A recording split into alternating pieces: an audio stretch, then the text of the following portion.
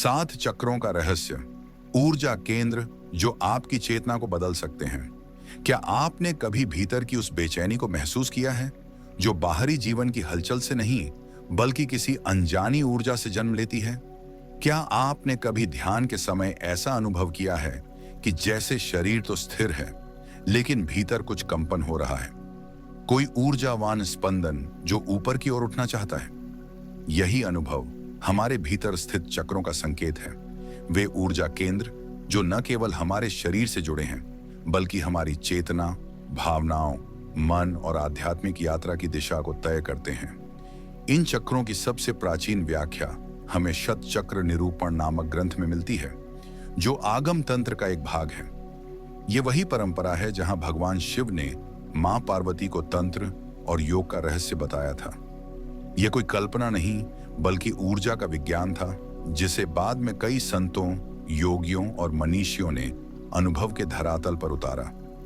वेदों और उपनिषदों के काल में तो चक्रों का उल्लेख सूक्ष्म रूप से किया गया था, लेकिन जब महर्षि पतंजलि ने योग सूत्रों की रचना की, तब ध्यान और समाधि की अवस्थाओं में इन्हीं ऊर्जा केंद्रों की ओर इशारा किया गया। हालांकि प्रत्यक्ष नाम नहीं लिए गए, परंतु धारणा, ध्यान और समाधि की जो अवस्थाएं बताई गईं, वे सभी चक्र जागरण की भीतरी प्रक्रिया का ही हिस्सा थीं। स्वामी विवेकानंद, जिन्होंने भारतीय अध्यात्म को पश्चिम में पहुंचाया, उन्होंने चक्रों को मनुष्य की अदृश्य शक्ति के रूप में देखा। उन्होंने कहा था कि जब तक प्राण की ऊर्जा निचले केंद्रों में अटकी रहेगी, आत्मा का प्रकाश प्रकट नहीं हो सकता। उन्होंने बार बार इस बात पर जोर दिया कि चक्र जागरण केवल एक योगाभ्यास नहीं बल्कि आत्मा को स्वतंत्र करने की यात्रा है। परमहंस योगानंद, जिनकी अमर रचना ऑटोबायोग्राफी ऑफ अ योगी आज भी साधकों की मार्गदर्शिका है, उन्होंने चक्रों को चेतना के 7 द्वार कहा। उन्होंने यह स्पष्ट किया कि हर चक्र एक अलग चेतना की अवस्था को दर्शाता है, और जब साधक इन द्वारों को पार करता है तो वह आत्मज्ञान की ओर बढ़ता है। उनके क्रिया योग पद्धति का मूल उद्देश्य ही इन चक्रों को संतुलित और जागृत करना है। ओशो, जिनका दृष्टिकोण वैज्ञानिक और क्रांतिकारी दोनों था, उन्होंने कहा कि चक्र वो बिंदु हैं जहां शरीर और आत्मा का मिलन होता है। उनका मानना था कि यदि कोई व्यक्ति अपने चक्रों को समझ ले तो उसे किसी धर्म, किसी नियम, किसी बाहरी गुरु की आवश्यकता नहीं, स्वयं का अनुभव ही उसे परमात्मा तक पहुंचा देगा। ओशो ने चक्रों को सीढ़ियां कहा, जो व्यक्ति को शरीर से परे ले जाती है। तिब्बती बौद्ध परंपरा में भी चक्रों की उपस्थिति गहराई से मिलती है। वहां इन्हें नाड़ी और लिंगम चक्र के रूप में जाना गया, और ध्यान के अभ्यास में इन चक्रों पर ध्यान केंद्रित कर अंतर्दृष्टि की प्राप्ति की जाती है। बुद्ध की शिक्षाओं में भले ही चक्रों का उल्लेख स्पष्ट शब्दों में न हो, पर ध्यान की जो विधियां हैं उनमें शरीर के भीतर ऊर्जा के बिंदुओं पर कार्य करना प्रमुख है। आधुनिक समय में सद्गुरु, जो विज्ञान और अध्यात्म के बीच सेतु बनाते हैं, उन्होंने चक्रों को एक जीवित यंत्र कहा, एक ऐसा तंत्र जो प्रत्येक मनुष्य के भीतर मौजूद है, पर वह तब तक सुप्त रहता है जब तक उसे जागृत करने की कला ना आए। उन्होंने कहा कि आपके चक्र आपके जीवन का सॉफ्टवेयर हैं। यदि आपने उसे सही ढंग से समझा नहीं तो बाहर का हार्डवेयर कभी भी आपको शांति नहीं देगा। इन सभी परंपराओं, मार्गदर्शकों और ग्रंथों का एक ही सार है कि चक्रों को समझे बिना साधना अधूरी है। ये केवल प्रतीक नहीं बल्कि चेतना के द्वार हैं, जिन्हें पार किए बिना आत्मा परमात्मा से एक नहीं हो सकती। आज विज्ञान भी इस बात को स्वीकार कर रहा है कि शरीर में विद्युत चुंबकीय क्षेत्र, इलेक्ट्रोमैग्नेटिक फील्ड्स होते हैं, और वे हमारे मानसिक, भावनात्मक और शारीरिक स्वास्थ्य पर प्रभाव डालते हैं। चक्रों की यह पूरी प्रणाली उसी ऊर्जा विज्ञान का ही गूढ़ विस्तार है जिसे हमारे ऋषियों ने अनुभव से जाना था। तो जब हम चक्र कहते हैं तो हम किसी कल्पना लोक की बात नहीं कर रहे, हम बात कर रहे हैं मनुष्य की उस ऊर्जा संरचना की जो जितनी सूक्ष्म है उतनी ही शक्तिशाली। और जब यह चक्र प्रणाली संतुलित होती है तो साधक केवल जीता नहीं, वह जाग जाता है। तो चलिए अब शुरू करते हैं यह यात्रा, नीचे से ऊपर की ओर, मूलाधार से सहस्रार तक। और जानते हैं हर चक्र की वह कथा जो हमें स्वयं तक पहुंचाती है। मूलाधार चक्र, जहां यात्रा की शुरुआत होती है। हर यात्रा की एक जड़ होती है, एक नींव, और साधना की इस आंतरिक यात्रा में वह नींव है मूलाधार चक्र। यह चक्र हमारे रीढ़ की हड्डी के बिल्कुल निचले सिरे पर स्थित होता है। इसे मूल इसलिए कहा जाता है क्योंकि यही हमारे अस्तित्व की आधारशिला है, और आधार इसलिए क्योंकि इससे ऊपर उठे बिना कोई साधक चेतना के मार्ग पर आगे नहीं बढ़ सकता। इस चक्र का रंग लाल माना गया है, जो ऊर्जा, जीवन और जड़ता का प्रतीक है। इसका प्रतीक है एक 4 पंखुड़ियों वाला कमल, और इसकी ऊर्जा स्थिरता में निहित है।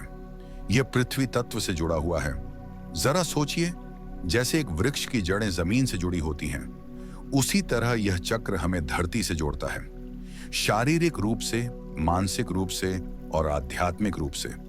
योग और तंत्र परंपरा के अनुसार यही वह केंद्र है जहां कुंडलिनी, वह सुप्त ऊर्जा, सर्प के समान कुंडली मारकर सोई रहती है। जब साधक इस मूल चक्र को जागृत करता है, तभी यह ऊर्जा उठती है और धीरे धीरे ऊपर की ओर चढ़ने लगती है। मूलाधार का संबंध सबसे पहले हमारी सुरक्षा भावना से होता है। घर, धन, भोजन, अस्तित्व की चिंता और भय। जब यह चक्र संतुलित होता है तो व्यक्ति जमीन से जुड़ा हुआ होता है, स्थिर, सुरक्षित और आत्मविश्वास से परिपूर्ण। उसे यह लगता है कि वह जीवन में टिक सकता है, जड़ें मजबूत हैं और कोई तूफान उसे उखाड़ नहीं सकता। लेकिन जब यह चक्र अवरुद्ध होता है, तब व्यक्ति को हर चीज से डर लगने लगता है। उसे ऐसा लगता है मानो कोई स्थायित्व ही नहीं। पैसे की चिंता, भविष्य की अनिश्चितता, दूसरों पर अविश्वास और भीतर एक बेचैन ऊर्जा, ये सब उसी मूलाधार के असंतुलन के संकेत हैं। कई बार शरीर में पैर, पीठ या घुटनों की समस्याएं भी इसी अवरुद्धता से जुड़ी होती हैं। अब प्रश्न उठता है, इसे संतुलित कैसे किया जाए? इसका पहला और सरल तरीका है धरती से जुड़ना। नंगे पांव चलना, मिट्टी को छूना, बागवानी करना, ये सब आपकी जड़ों को पुनः जागृत करने में सहायक होते हैं। साथ ही लम बीज मंत्र का गहरा और शांत उच्चारण इस चक्र को सक्रिय करता है। गहरी लंबी सांसें लेते हुए ध्यान पूर्वक जब लम ध्वनि शरीर में गूंजती है, तो यह चक्र की सुप्त ऊर्जा को धीरे धीरे जगाना शुरू करती है। मूलाधार चक्र हमें यह सिखाता है कि स्थिरता कोई रुकावट नहीं, बल्कि उड़ान से पहले की जमीन होती है। जब हम अपनी जड़ों से जुड़े होते हैं, तभी हम ऊंचाई की ओर बढ़ सकते हैं, भीतर भी और जीवन में भी। स्वाधिष्ठान चक्र, जहां जीवन बहना सीखता है। मूलाधार चक्र से जब साधक एक कदम ऊपर उठता है, तो वह प्रवेश करता है स्वाधिष्ठान चक्र में। यह चक्र नाभि के ठीक नीचे जननेंद्रिय क्षेत्र के पास स्थित होता है, और यह हमारे भीतर प्रवाहित होने वाली जीवन ऊर्जा का केंद्र है। स्व का अर्थ होता है स्वयं, और अधिष्ठान का अर्थ है आधार या निवास स्थान। अर्थात यह वह स्थान है जहां हमारा स्व पहली बार भावना और सृजन के रूप में व्यक्त होता है। यह चक्र जल तत्व से जुड़ा है, और जैसा कि जल बहता है, रुकता नहीं, बहने में ही उसका धर्म है, उसी तरह यह चक्र भी हमारे भीतर भावनाओं, रचनात्मकता, संबंधों और काम ऊर्जा के प्रवाह को नियंत्रित करता है। जब यह चक्र संतुलित होता है, तो व्यक्ति एकदम जीवमत होता है। वह अपनी भावनाओं को खुलकर व्यक्त करता है, वह सृजन करता है, नृत्य करता है, संगीत सुनता है और अपने संबंधों में भावनात्मक रूप से जुड़ा रहता है। उसके भीतर ना तो भावनाओं का विस्फोट होता है और ना ही सूखा, बस एक सुंदर संप्रवाह। परंतु जब यह चक्र अवरुद्ध होता है, तब व्यक्ति की भावनाएं या तो ठहरी हुई लगती हैं या अत्यधिक बहाव में। कभी वह अपने भीतर की भावनाओं को पहचान नहीं पाता और कभी उन्हें जरूरत से ज्यादा बाहर प्रकट कर देता है। बहुत बार यह असंतुलन अस्वीकृति, गिल्ट या यौन दमन से भी पैदा होता है, जिससे व्यक्ति के भीतर एक अंतहीन बेचैनी बनी रहती है। कई बार ऐसे व्यक्ति को अपने शरीर से जुड़ाव महसूस नहीं होता, वह स्वयं के आनंद से कट जाता है और जीवन में रचनात्मकता जैसे सूखने लगती है। कई बार इसका असर मूत्र संस्थान, जनन अंगों या पीठ के निचले हिस्से पर भी दिखता है। अब बात आती है जागरण की। स्वाधिष्ठान चक्र को सक्रिय करने के लिए आपको अपने भावों को दबाना नहीं, स्वीकारना होता है, स्वयं को अभिव्यक्त करने देना होता है, चाहे वह लेखन हो, चित्रकारी हो, नृत्य हो या कोई भी सृजनात्मक कला। इसके साथ साथ वम बीज मंत्र का उच्चारण ध्यान के साथ इस चक्र को खोलने का कार्य करता है। जब आप वम वम वम का जप करते हैं तो यह जल तत्व के समान तरंगित होकर आपके भीतर की स्थिर ऊर्जा को प्रवाहित करता है। यह चक्र वही है जहां जीवन केवल जिया नहीं जाता, वह नव सृजन बन जाता है। स्वाधिष्ठान हमें यह सिखाता है कि बहना भी एक साधना है। यदि जीवन को रोके बिना बहने दिया जाए तो हर दिन एक नया जन्म बन सकता है। मणिपुर चक्र, जहां इच्छा बनती है अग्नि। स्वाधिष्ठान की तरलता से आगे बढ़ते हुए साधक जब भीतर की अगली परत पर पहुंचता है तो वह मणिपुर चक्र में प्रवेश करता है। यह चक्र हमारी नाभि के ठीक पीछे स्थित होता है और यह वह स्थान है जहां हमारी इच्छा, आत्मबल और निर्णय की ऊर्जा पनपती है। मणिपुर शब्द का अर्थ होता है रत्नों का शहर। यह कोई साधारण नाम नहीं है, बल्कि यह संकेत है उस छिपी हुई शक्ति का जो इस चक्र में सन्निहित है। यह चक्र अग्नि तत्व से जुड़ा हुआ है और अग्नि जैसा ही इसका स्वभाव भी है। यह जला सकती है, परिष्कृत कर सकती है और रूपांतरित भी कर सकती है। जब मणिपुर चक्र सक्रिय और संतुलित होता है तो व्यक्ति के भीतर एक स्पष्ट दिशा होती है। वह केवल सपना नहीं देखता, वह कदम उठाता है। वह जानता है कि उसे क्या करना है और क्यों करना है। उसकी ऊर्जा बिखरी नहीं होती, वह केंद्रित होती है लक्ष्य की ओर, कर्म की ओर। उसके निर्णय स्थिर होते हैं और वह अपने आत्मबल में विश्वास करता है। परंतु जब यह चक्र अवरुद्ध होता है तो जीवन बिखरने लगता है। व्यक्ति बार बार निर्णय लेने से डरता है। उसके भीतर आत्मसंदेह पनपने लगता है। कई बार वह दिखावे में आत्मविश्वास तो प्रदर्शित करता है, पर भीतर से खोखला महसूस करता है। और कभी कभी यही ऊर्जा क्रोध, नियंत्रण की इच्छा या दूसरों पर प्रभुत्व दिखाने में बदल जाती है। इस चक्र का असंतुलन कई बार पाचन तंत्र, जिगर, गैस्ट्रिक समस्या और मेटाबॉलिज्म से जुड़ी परेशानियों के रूप में भी सामने आता है। अब प्रश्न है, इसे संतुलित कैसे किया जाए? मणिपुर चक्र को जागृत करने का पहला कदम है अपने भीतर की जवाबदेही को स्वीकार करना। जब आप अपने निर्णयों के लिए दूसरों को दोष देना बंद करते हैं और हर कर्म के लिए स्वयं उत्तरदायी बनते हैं तो यह चक्र धीरे धीरे जगने लगता है। इसके साथ रम बीज मंत्र का गहन और धीमा उच्चारण, विशेष रूप से नाभि केंद्र पर ध्यान लगाकर, इस चक्र में सुप्त अग्नि को प्रज्वलित करता है। सूर्य नमस्कार और अग्नि की साधना जैसे अग्निहोत्र भी इसके जागरण में सहायक होती है। यह चक्र सिखाता है कि इच्छाएं तभी रूप लेती हैं जब उनमें अग्नि का ताप हो। केवल चाहने से कुछ नहीं होता, उसे जन्म देना होता है। और यही कार्य करता है मणिपुर, इच्छा को संकल्प में बदलना। अनाहत चक्र, जहां ऊर्जा बनती है प्रेम। तीसरे चक्र, मणिपुर तक पहुंचते पहुंचते साधक स्वयं के भीतर इच्छा, संकल्प और कर्म शक्ति को पहचान चुका होता है। लेकिन अब वह एक ऐसी जगह आता है जहां उसे यह समझ में आने लगता है कि शक्ति का अंतिम रूप प्रेम है। यही वह क्षण होता है जहां भीतर पहली बार करुणा फूटती है और साधक प्रवेश करता है अनाहत चक्र में।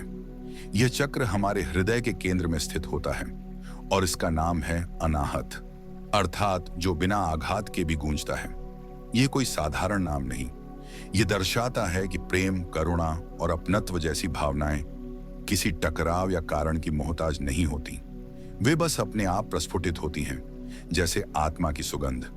इस चक्र का प्रतीक है 12 पंखुड़ियों वाला हरा कमल और इसका तत्व है वायु। वायु जैसा ही इसका स्वभाव भी है, मुक्त, सर्वव्यापक, छूने वाला पर न बांधने वाला। जब यह चक्र संतुलन में होता है तो व्यक्ति केवल प्रेम करता ही नहीं, वह स्वयं प्रेम बन जाता है। उसके भीतर से कोई अपेक्षा नहीं होती, कोई शर्त नहीं होती। वह क्षमा कर पाता है, अपनाता है और दूसरों के दुख को अपने हृदय में स्थान दे पाता है।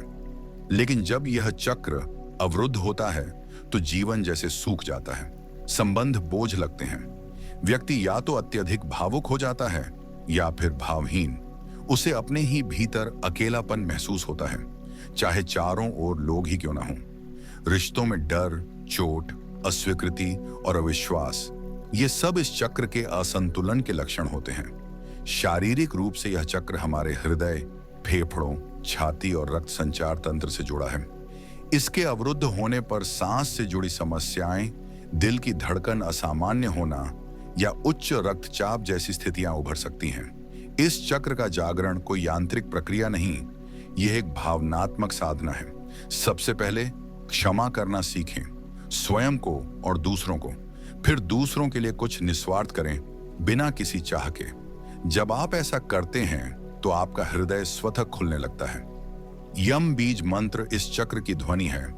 इसका उच्चारण करते समय जब ध्यान हृदय के केंद्र पर केंद्रित होता है तो यह प्रेम की उस कंपन को जन्म देता है जो किसी को बांधती नहीं, बस छूकर चली जाती है। अनाहत चक्र हमें यह सिखाता है कि केवल शक्ति काफी नहीं, शक्ति को प्रेम में बदलना ही आध्यात्मिकता की पहली पहचान है।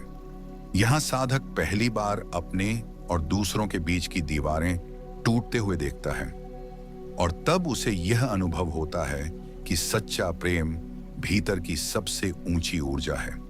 विशुद्ध चक्र, जहां शब्द बनते हैं आत्मा की आवाज। जब साधक प्रेम की ऊंचाई को पार करता है और भीतर की भावनाएं स्थिर हो जाती हैं, तब वह एक गहराई भरे चौराहे पर आता है, जहां भीतर जो है उसे बाहर लाने की तीव्र इच्छा जागती है। यह इच्छा केवल बातचीत की नहीं होती, यह होती है स्वर की सच्चाई की, अभिव्यक्ति की स्पष्टता की।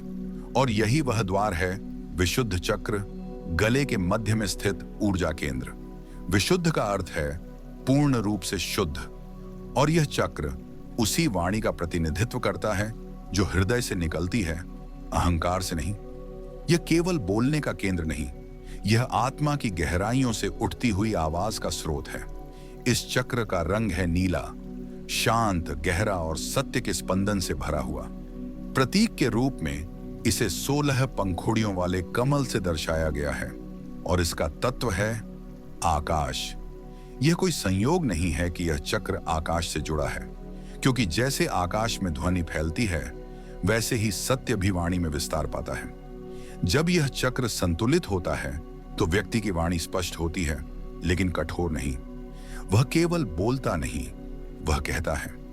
उसके शब्दों में कंपन होती है, सच्चाई होती है और एक तरह का मौन भी होता है जो दूसरों को छू जाता है। वह अपने विचारों को रोकता नहीं, न ही उन्हें जबरन थोपता है।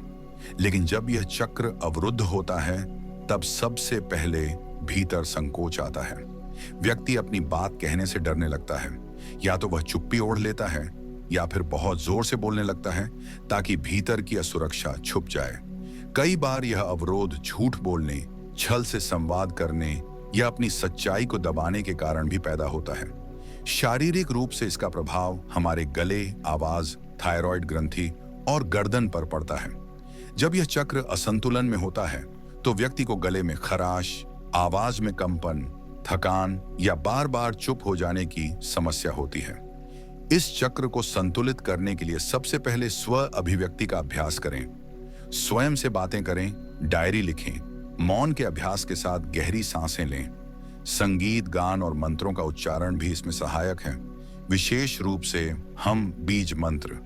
यह ध्वनि गले में कंपन पैदा करती है, जो इस चक्र की सुप्त ऊर्जा को धीरे धीरे सक्रिय करती है। ओशो ने कहा था, जब तुम्हारे शब्द मौन से जन्म लें तो वे वचन नहीं, अनुभव बन जाते हैं। विशुद्ध चक्र हमें यही सिखाता है कि शब्द केवल भाषा नहीं, ऊर्जा होते हैं, और जब यह ऊर्जा शुद्ध हो तो वही वाणी साधना बन जाती है। आज्ञा चक्र, जहां दृष्टि बनती है अंतर्दृष्टि। विशुद्ध चक्र तक पहुंचने वाला साधक अब शब्दों और भावों की सीमाओं को पार कर चुका होता है। वह जान गया होता है कि प्रेम और अभिव्यक्ति महत्वपूर्ण हैं, लेकिन उनसे भी ऊपर कुछ है। देख पाने की क्षमता, सत्य को पहचानने की अंतर्दृष्टि, और यह अंतर्दृष्टि जागती है आज्ञा चक्र के जागरण से। यह चक्र दोनों भौहों के बीच भ्रूमध्य में स्थित होता है। इसी को कभी कभी तीसरी आंख कहा जाता है, और यह केवल कोई प्रतीकात्मक कल्पना नहीं, यह एक ऊर्जा केंद्र है जो भीतर की आंख खोलता है। जब यह सक्रिय होता है तो व्यक्ति केवल आंखों से नहीं देखता, वह अपने चेतना के केंद्र से देखता है। आज्ञा शब्द का अर्थ है आदेश, निर्देशन या मार्गदर्शन। ये वही चक्र है जो व्यक्ति को भीतर से दिशा देता है। यही कारण है कि साधक जब ध्यान की गहराई में उतरता है तो उसकी चेतना स्वतः इसी केंद्र पर टिकने लगती है। इस चक्र का रंग होता है गहरा नीला या बैंगनी और इसका प्रतीक है 2 पंखुड़ियों वाला कमल। इसका तत्व है प्रकाश, वह प्रकाश जो आंखों से नहीं आत्मा से देखा जाता है। इसका बीज मंत्र है ओम, जो ब्रह्मांडीय ध्वनि का प्रतिनिधित्व करता है। जब यह चक्र संतुलन में होता है तो व्यक्ति के भीतर एक अलौकिक स्पष्टता होती है। वह निर्णय सहजता से लेता है, उसे भ्रम नहीं होता। उसका मन शांत होता है, विचार सुस्पष्ट और अंतर्ज्ञान तीव्र। वह घटनाओं के पीछे की ऊर्जा को भी समझने लगता है, जैसे किसी अदृश्य सूत्र से जुड़ गया हो। पर जब यह चक्र अवरुद्ध होता है तो व्यक्ति या तो निर्णय नहीं ले पाता या हर बात में उलझ जाता है। उसका मन बार बार भटकता है, आत्मसंदेह से ग्रस्त हो जाता है। वह दूसरों की राय पर निर्भर हो जाता है और अपने भीतर की आवाज को सुनना भूल जाता है। शारीरिक रूप से यह चक्र हमारे मस्तिष्क, तंत्रिका तंत्र, आंखों और हार्मोनल ग्रंथियों से जुड़ा होता है। इसका असंतुलन सिर दर्द, दृष्टिदोष, अनिद्रा और मानसिक तनाव जैसे लक्षणों में प्रकट हो सकता है।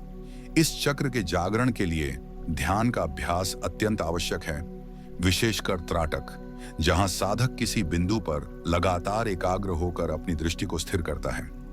साथ ही ओम का गहन उच्चारण, शांत और दीर्घ, इस चक्र की कंपनात्मक ऊर्जाओं को सक्रिय करता है। यह चक्र आपको सिखाता है कि देखने से अधिक महत्वपूर्ण है जानना, और जानने से भी ऊंचा है देखे बिना भी जान लेना। आज्ञा चक्र वही द्वार है जहां साधक अपने अंदर साक्षी भाव को जन्म देता है।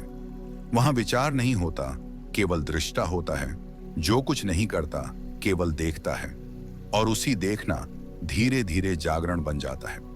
सहस्रार चक्र, जहां मौन बन जाता है मिलन।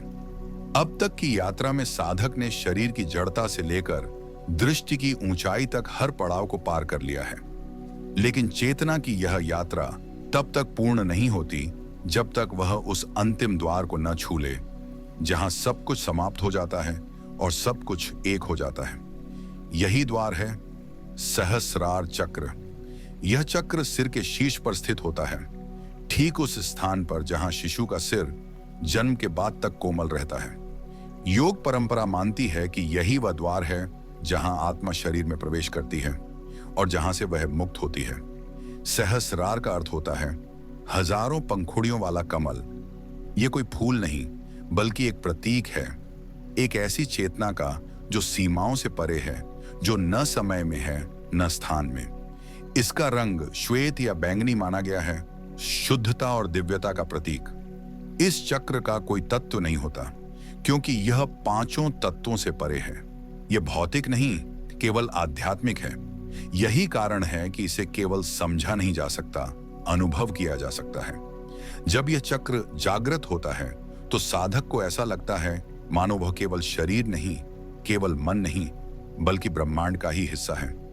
उसकी सीमाएं मिटने लगती हैं, अहंकार, पहचान, विचार सब पीछे छूट जाते हैं, और जो शेष बचता है वह है शुद्ध उपस्थिति, निर्विचार मौन और परमात्मा से एकत्व का अनुभव। परंतु जब यह चक्र अवरुद्ध होता है तो जीवन में अर्थहीनता का भाव आने लगता है। व्यक्ति स्वयं को खाली महसूस करता है। वह चाहे कितना भी सफल हो, भीतर कुछ अधूरा रहता है, एक रिक्तता जो किसी बाहरी चीज से भर नहीं सकती। यही उस चक्र का संकेत होता है कि साधना अब सिर तक पहुंची तो है, लेकिन द्वार अभी खुला नहीं। शारीरिक रूप से यह चक्र मस्तिष्क, पीनियल ग्रंथि, तंत्रिका तंत्र और संपूर्ण ऊर्जा प्रवाह प्रणाली से जुड़ा होता है। जब यह सक्रिय नहीं होता तो व्यक्ति को चक्कर आना, बार बार थकावट महसूस होना या चेतना का बिखराव अनुभव हो सकता है। अब प्रश्न उठता है, इस परम द्वार को कैसे खोला जाए? इसका कोई एक नियम नहीं, कोई एक मंत्र नहीं। इसका मार्ग है मौन। जब साधक ध्यान की सभी विधियों को पार कर लेता है, जब सभी प्रयास छोड़ देता है, तब मौन स्वतः घटता है। फिर भी ओम मंत्र का उच्चारण, शांत, दीर्घ और समर्पित भाव से इस चक्र को खुलने में सहयोग देता है। यह चक्र हमें यह नहीं सिखाता कि हम कौन हैं, बल्कि यह वह जगह है जहां मैं कौन हूं, यह प्रश्न ही समाप्त हो जाता है। सहस्रार चक्र वही क्षण है जब साधक और परमात्मा के बीच की अंतिम दीवार भी गिर जाती है, जहां कोई मैं नहीं बचता, बस एक शुद्ध अनुभव रहता है जो कहा नहीं जा सकता, केवल जिया जा सकता है। समापन वाणी, चक्रों के पार की शांति। अब जब हमने मूलाधार से सहस्रार तक की यह अद्भुत यात्रा पूरी की है, तो जरा ठहर कर भीतर झांकिए। क्या आप भी महसूस कर पा रहे हैं कि यह महज शरीर की बात नहीं थी? यह केवल ध्यान, मंत्र या प्रतीकों की बात नहीं थी। यह यात्रा थी अपने आप से मिलने की। हर चक्र एक द्वार है और हर द्वार हमें हमारे भीतर किसी नई शक्ति, नई भावना और नई समझ से जोड़ता है। मूलाधार हमें धरती से जोड़ता है, स्थिरता देता है। स्वादिष्ठान हमें बहना सिखाता है। मणिपुर हमें भीतर की अग्नि से परिचय कराता है। अनाहत प्रेम बनकर खिलता है। विशुद्ध वाणी में सत्य घोलता है। आज्ञा अंतर्दृष्टि देती है और सहस्रार वह सब कुछ मिटा देता है। यहां केवल मौन बचता है, शुद्ध मौन, शुद्ध अस्तित्व। बहुत लोग चक्रों को केवल यौगिक दृष्टिकोण से देखते हैं, जैसे यह कोई साधना पद्धति है या कोई रहस्यमयी शक्ति पाने का मार्ग है। लेकिन वास्तव में चक्रों को समझना खुद को समझना है। यह जानना है कि हम केवल शरीर नहीं, केवल मन नहीं, हम ऊर्जा हैं, हम चेतना हैं। और जब यह चेतना व्यवस्थित होती है, संतुलित होती है, तो जीवन अपने आप एक साधना बन जाता है। हर चक्र का जागरण हमें थोड़ा और मुक्त करता है, भय से, क्रोध से, पीड़ा से, भ्रम से, मोह से और सबसे बड़ी बात, स्वयं से अलग होने के अनुभव से। चक्रों के पार वही होता है जो कबीर ने कहा था, जब मैं था तब हरि नहीं, अब हरि हैं मैं नाही। तो अगली बार जब आप ध्यान करें, केवल आंखें बंद मत कीजिए, भीतर की सीढ़ियों पर चलिए, क्योंकि ये चक्र कोई तांत्रिक रहस्य नहीं, ये वो 7 द्वार हैं जिनसे गुजरकर आत्मा अपने परम स्वरूप से मिलती है। और इस यात्रा में कोई गुरु नहीं चाहिए, केवल सजगता, समर्पण और मौन चाहिए। अगर आपको यह यात्रा स्पर्श कर गई हो तो इस वीडियो को लाइक करें, शेयर करें और हमारे चैनल फिलोवाणी को सब्सक्राइब करना न भूलें। हम जल्द ही लौटेंगे एक और गूढ़वाणी के साथ। तब तक अपने भीतर के किसी एक चक्र पर ध्यान दीजिए, शायद वही द्वार खुलने को तैयार हो।